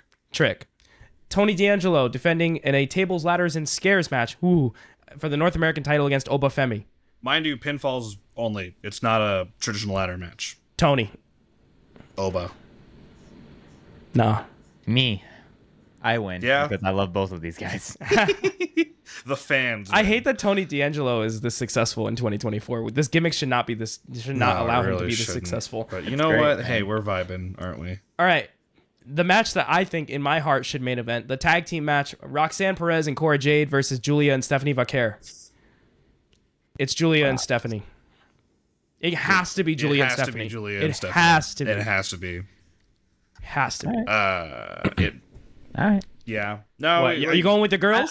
I don't care enough. Emil doesn't but want to vote. Emil doesn't want to go against his girls. I'm Here's going, the problem. I'm going Here's with the problem CM is Punk's I want to daughters. go. Here's the problem. I also want to go Team CM Punk's daughters, but Apparently, Julia, Cora Stephanie has been Vaquer. actively trying to get AJ Lee to come back. Oh yeah, apparently she like Allegedly, bugs Punk she's about it. like very close. I Yeah. don't think so. I think That's- That's word on I think streets. she's chilling. I think she's just chilling. Streets but- is wrong. I think but Streets is Streets, Yeah. Streets doesn't quite know, which is kind of nice. yeah. Yeah. Let's keep it that The way. The U. Chase U. Andre Chase versus Ridge Holland in an ambulance match. Oh, please put. Please Holland put in on. the ambulance. Please put Andre Chase put Andre over. Chase over. Please put him over. please. It's Put Andre. Fucking goddamn. Okay. ambulance. And for the women's North American Championship, a spin the wheel. Well, all of the wheel matches are spin the wheel, make the deal. But it's a spinner's choice TBD match because we don't know who is spinning the wheel yet. For the title, it's Kalani Jordan defending Wait, against. what? So How? you'll get it. Kalani They're Jordan gonna- defending against one member of Fatal Influence. Fallon Henley, JC Jane, or Jasmine Nix. We don't know which one is going to challenge Kalani yet. Whichever What one in is Cyber going Sunday? to spin the wheel. And yeah, I think it's a spinner's choice. What in the Cyber Sunday? Who cares? Kalani Jordan. Oh, so it allows. Oh, sorry. The wheel was spun and it landed on spinner's choice. So that means that Fatal Influence will choose the stipulation and they will pick who wrestles Kalani Jordan. What kind of bullshit? Kalani wins. Kalani wins. The only Kalani, way come someone on. wins is if JC Jane is in the match and wins. Yeah. Definitely ain't Jasmine Not- Nix. No, Not it's today, not. Satan. We're Fallon not playing this maybe, game but- today. Fallon maybe. JC Yeah. could. I think Kalani wins though. Yeah. Kalani's dropping that belt to Zarya. Zarya. Yeah, that's weird to say, Oh, but Delta. Yeah. Yeah, that's kind of Zarya. Cool name, but like, yeah, weird. Anyway, well, yeah. So that's this, This women's division is gonna be terrifying. As if it already isn't. I know, right? Like Wild. it's not like. And Jordan Grace is supposed to be coming in January, probably. Jordan Grace's contract is coming up. Yeah, they already have a good women's division. That's like fine. And then you look at like their top 4 now of like Cora, Roxanne, Julia, and Stephanie, and then you add Delta in there, and you're like, oh. Jordan Grace might go straight to the main roster. Give me a 6-woman Hell in a Cell with Who's getting pushed off the top into the truck? Jordan Grace gets pushed off by a tandem effort of Cora Jade, Roxanne, and Julia. Love it. No, Love Delta. it. What am I saying? Just Delta pushes Jordan Grace off because they're both very, very muscular and scary. So have them just King Kong versus Godzilla on top of the cell, and then eventually Delta just shoves Jordan Grace off the top of the cell onto an announce table. NXT just needs to give us the Fatal 4-Way that we know is coming. Roxanne, Cora, Julia, Vacant. And it's going to feed families. It's going to be so good. Oh, good. It's going to be so good. And we don't even have the next PLE announced for NXT yet. They're probably going to announce it tonight.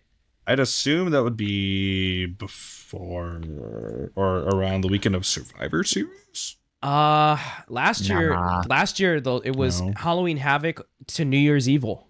I was gonna say, give me December to Dismember. Okay, could do that. They usually do New Year's Revolution, SmackDown, and Day 1 Raw. Right. Well, Day 1 Raw. Day 1 Raw is being reserved because Day 1 Raw. What about it? What about it? So we've learned that the location of said Raw is going to be the new Intuit Dome. The Intuit Dome arena in Inglewood, California. LA. Yep. More specifically, Inglewood. And this show visually is going to cook. Oh, yeah. This show is going to go crazy with the visuals. It has like a whole LED ring around the upper. Yeah, the Halo board, yeah. Yeah. The whole thing is going to be nuts. Watching it is going to be crazy. Of course, there's going to be a new setup where we're kind of assuming that there's going to be a lot of big overhauls to production. It's got to be a new logo too. SmackDown got one. Raw's got to get one. There's been some suggested internet ones. Not all of them look terrible. Some of them look pretty rough. And I don't know. Visually, it's just gonna cook, man. I'm ready for that. We're about 7 Raws away from Raw on Netflix. I guess so, yeah. That's gonna be an event. That's gonna be akin to the first Raw, like just of how big it's gonna be. The first Raw was kind of trash if you look at the show itself. However, the magnitude of it, agreed. It's going to be one that we look back on. Huge. It's going to be huge. It's going to be huge. No one's ever seen a Raw this big.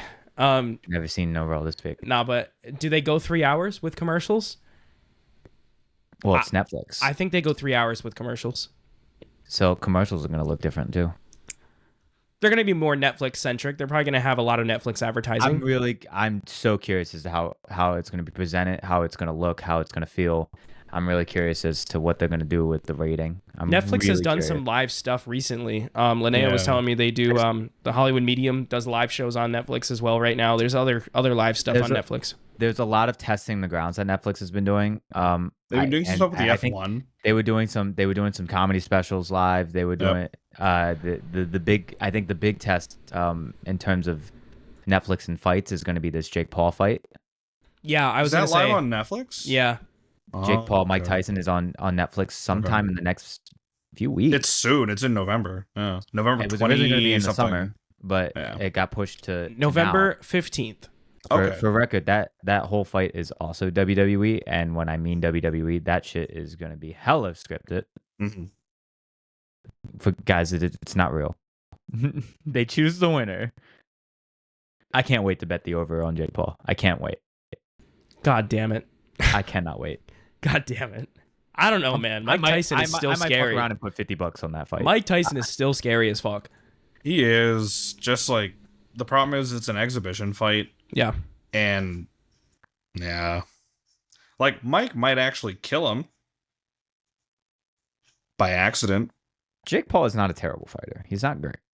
It's not that Jake Paul is not a terrible fighter. However, Mike Tyson is still like Mike Tyson. I mean, he's the baddest man on the planet. Yeah, exactly. Fuck Anyway, it. so that's going to be the real litmus test. I'm sure WWE is going to be watching. They're gonna be watching. very closely to that fight to just see how the production scale is for that, because that is, I think, the test. I think that's the real test for Netflix.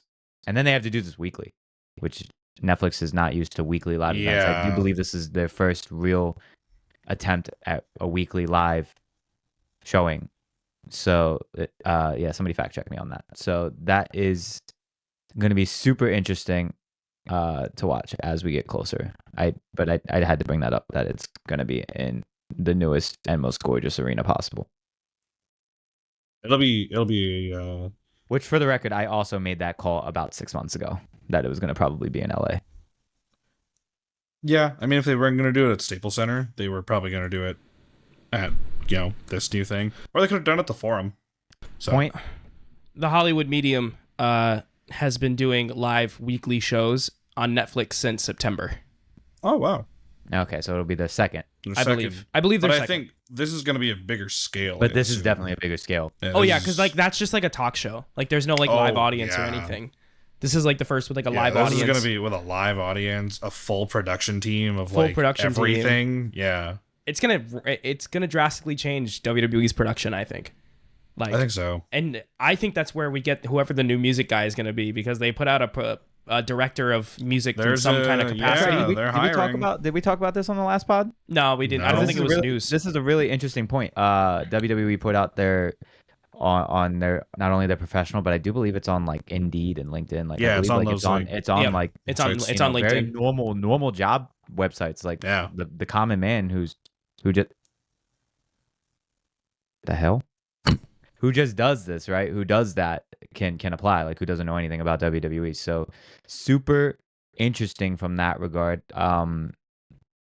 I want Get- Lin-Manuel Miranda to take that job. Get Death I was Rebel literally out about of to here. say that fucking him showing up. Why you don't want Big Daddy Mark and Lin-Manuel Miranda to team up and no? Nah. Shit ain't been the same since Jim Johnson left. I know. But the music we hear on WWE television is probably going to change drastically at some point. The position that is open also is supposed to work in tandem with TKO and other facets of TKO, that being UFC and the newest acquisition of TKO, professional bull riding. I'm not joking. Huh? What? I'm not joking. Professional bull riding. TKO have acquired a third company under their umbrella, and it is PBR, Professional Bull Riding. Pabst Blue Ribbon. Yes. That. They bought The fuck? Huh? Okay. They bought PBR IMG On Location from Endeavor in a $3.25 billion acquisition. What are those other things? So On Location is like the VIP stuff that WWE has for their events, like the WrestleMania priority stuff. That was On Location. That wasn't them. I was mean, to a it was a company? sister company. They had a different company to do it, I believe. I don't know what IMG is. This is Let's getting find really out. in the weeds. IMG Academy might be a sports academy of some sort. Yeah, which makes sense. Built for student athletes. WWE would be perfect for that. They always have the next in line program, you know? Right, I forgot about IMG. Yeah. Yeah. They bought PBR, which is professional bull riding, professional bull riders, On Location, and IMG. And that was they acquired all of that from Endeavor. Yeah. Bull riding. Weird. I thought they were Endeavor. Endeavor was the previous company that then merged with WWE to create TKO. TKO Holdings owns both because it is the parent company that was put together as a holding company to have their subsidiaries be the existing. It's a business thing. My dad does this all the time. It's fine. It's Business fine. I got it. jargon. I Business got jargon. it. Business jargon. Yeah. They're one and the same, but they don't Stocks. own each other's shit. Exactly. They're all TKO is a whatever. company that It's a holds the majority I got stake in it. It's Endeavor. A square is a rectangle, but a rectangle's not a square. I got it. Yeah. Yeah. Basically. Well, this has been fun. Yeah. Has been fun. Shall we talk about best in wrestling? Sure. I'm so excited to talk about mine. My best in wrestling is Dirty Dominic Mysterio, particularly on this week's CVV Chris Van Vliet interview. Dude's fucking hilarious. Dude is What a troll. I want to be his friend. Like, I genuinely want to be his friend. It's interesting to hear a professional wrestler talk about his experience and his career when he's literally the same age as Emil and I and a couple of years younger than Yusuf. So, literally, pretty epic. It's pretty cool. His commitment to the character is just Yeah. He was the clip of him going, I think I'm the best Mysterio. Yep. Yeah.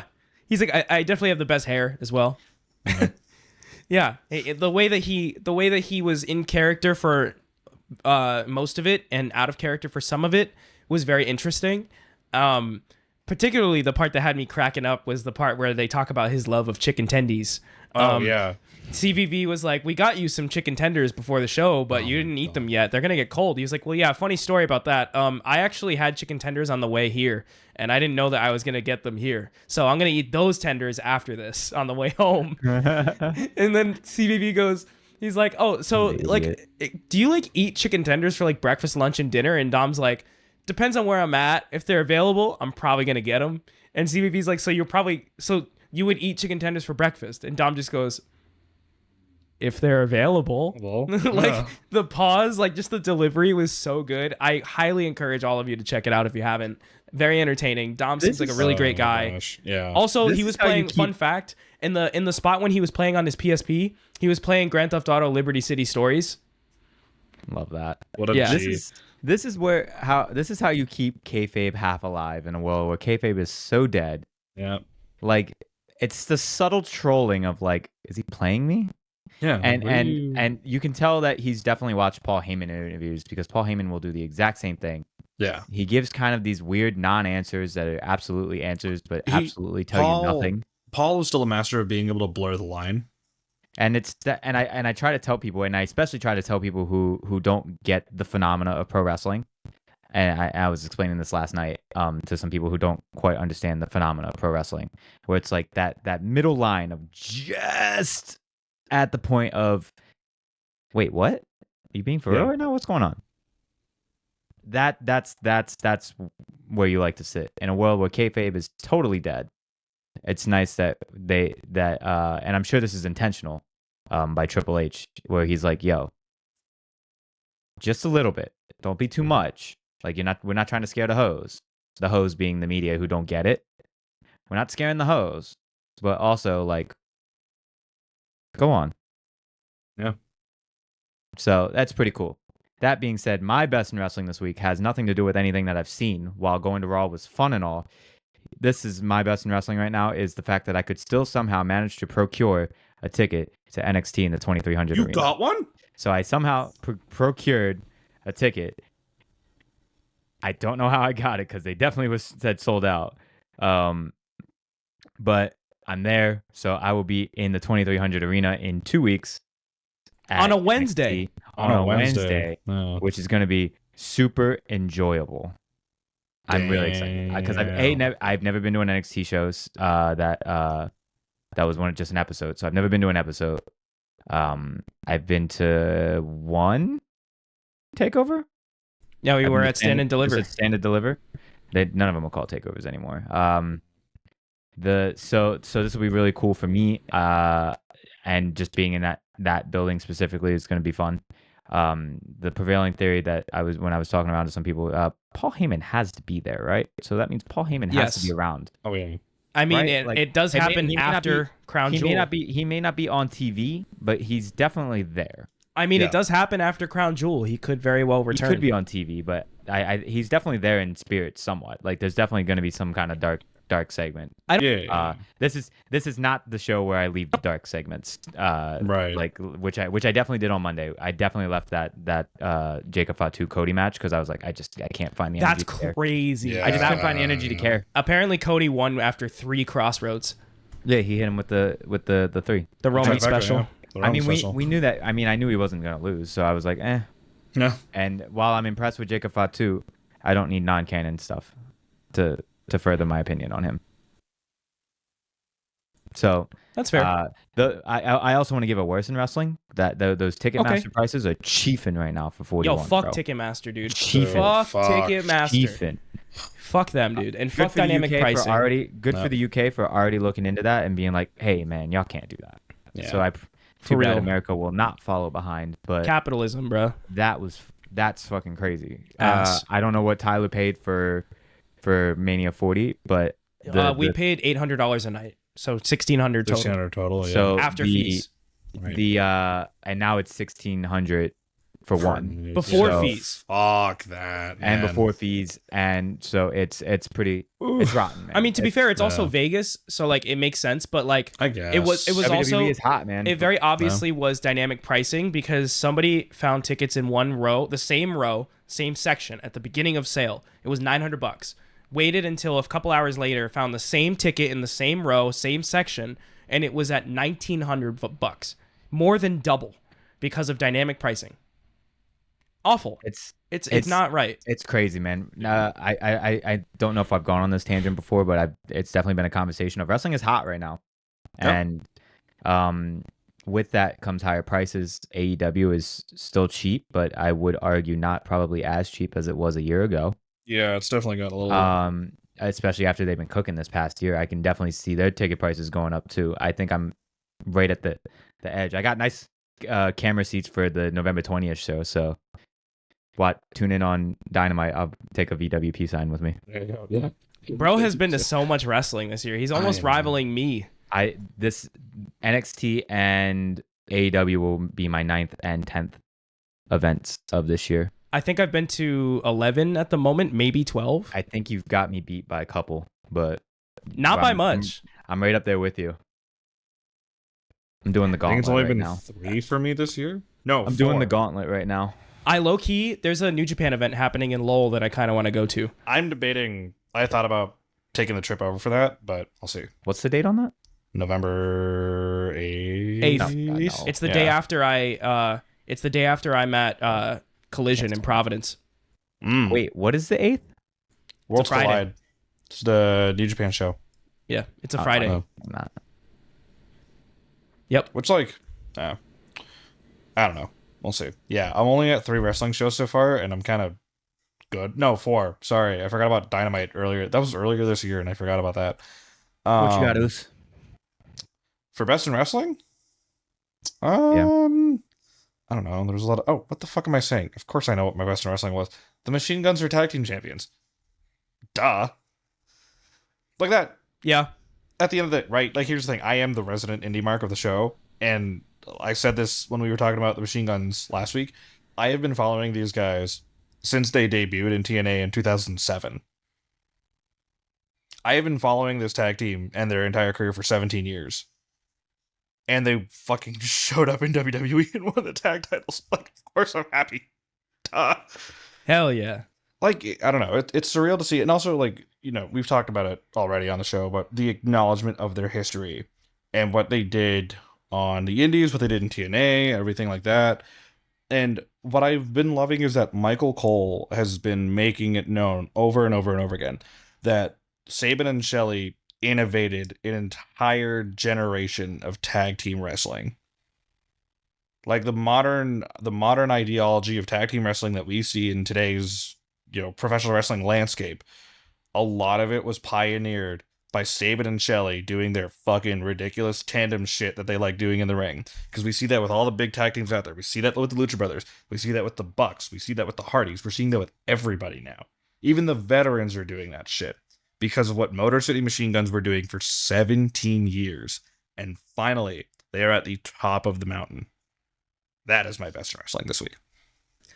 This is the one year I would have appreciated brand warfare at Survivor Series just to see Motor City versus War Raiders. Well, technically we don't know yet. I know. I know, but please. What we don't know. There are some grudge War Games matches, but We could have some of them, but not all of them. We could have some, but not all. You know, we could still they could still do brand warfare, but leave the War Games matches just for like, okay, you idiots are like lock them in a cage. Fuck it.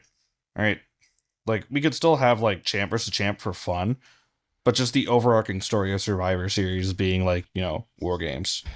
we also have a potential 5v5 match that could happen either at Survivor Series or the Raw before involving the Wyatt Six. Right, Emil? Oh, that yeah. was fucking crazy. I'm sure. We'll talk about that some other. We'll talk about that. Yeah. We'll later talk in the about some week. other Yeah. time. Somehow the Miz got involved in that. Yeah, I Interesting. don't know. But the pop was crazy, man. I hope it Yeah. came off on TV as good as it did. Oh, it did. live. It was did. I pretty big. watched it a couple Yeah. hours ago. Dude. We went ballistic. It was pretty big, It was pretty epic. which I'm happy about considering they haven't been really on TV in the last little I while. like that as soon as we started questioning, hey, where are the Wyatts? They just showed up. I was like, oh, so you do listen. Yep. That is using them effectively. Oh yeah. That is using them effectively. This And is we had this is just the hit right way point to of use a there's no team. spooky shit yet. It's Halloween. What's going on? This is the right way to use the Wyatts. Also, CVV making me love wrestlers I didn't want to love because I love Karrion Kross now. Like he's Dude, he's he a great is guy. such a good dude. He's a great guy. Such a great guy. Yeah. Too Deserves bad a the lot more. character sucks. It does. He puts his best work out on social media because they don't ever let him do it on TV. Yeah. Look, man, not everybody works out. You're Shout right. out Chris Van Vliet though. Probably the best interviewer for wrestlers out there. This guy's the number one legitimately. wrestling podcast, period. He doesn't need Yeah. our endorsement, but I No, mean, he doesn't. He really doesn't. What can and we that's say? not me trying to give an endorsement. That's just me Hey, being like, I love your show. The crossover episode with him and Sam Roberts. yo, they put their own advertisements on each other's pod now. It's pretty crazy. Do they really? So Yeah. funny. That's Yeah. actually really They- funny. Yo, they- so they is literally there, are like- is there a pod who's just starting who wants to join us? Like we'll boost you. For you real. boost us. For yeah, real. we'll boost you. You boost us. Yeah. For real. If you're Hey, listening, we got Chris you. Van Vliet, if for some reason you happen to come across us, we have a lot in common with you that we could get along. We have a podcast. You have a podcast. We love Canadians. wrestling. We have a You Canadian. You have a Canadian. I am Canadian. You are Canadian. You're from Southwestern Ontario. I'm from Southern Ontario. I've been to Ontario. He's been to I'm Ontario. going to Ontario. He's going to. You know, like I'm just saying, bro. I'm just saying. Yo, that's not gonna work. Anyway, wrap this show. Yeah, wrap this up. Y'all, thanks so Get much for outta here. tuning in this week. We really appreciate it. We apologize for any unhingedness, but also we don't because that's just who we are, you know? Thanks for always listening. Thanks for always supporting.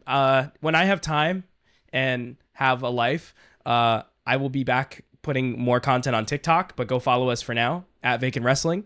You can follow us on YouTube if you haven't already subscribed. You're probably watching us on YouTube, but if you haven't, subscribe to us on YouTube, Vacant Wrestling. Go find us wherever you get your podcasts, Apple Podcasts, Spotify, anywhere you may find it. We are there. Unless we're not, let us know and we'll get us there. Y'all, I'm Tyler with Yusuf and Emil. Thank you so much for watching, and we'll see you all very, very soon. Go Lions. Put it on wax. Oh.